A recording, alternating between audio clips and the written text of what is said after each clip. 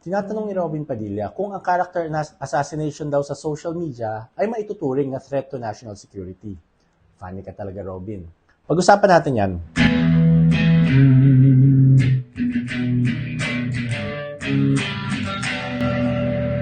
Ang threat to national security is an act, activity, or situation that seriously endangers the existence, sovereignty, territorial integrity, or fundamental stability of the state, or the safety of its people at a national level.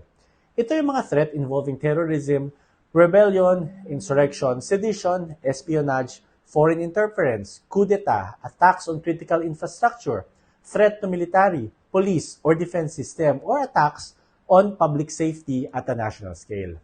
Ang character assassination is not a threat to national security. At the most, pwede itong libel, oral defamation, or civil case for damages.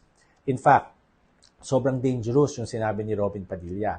Kasi kung i-consider na national security issue ang mga criticisms, maaapakan ng freedom of speech and expression. Sa batas, kapag sinabing national security issue, mas matindi ang pagtackle dito. Mas malaki ang discretion ng mga authorities to the point na minsan, questionable na ang due process. Kaya hindi pwedeng i-consider na threat to national security ang character assassination.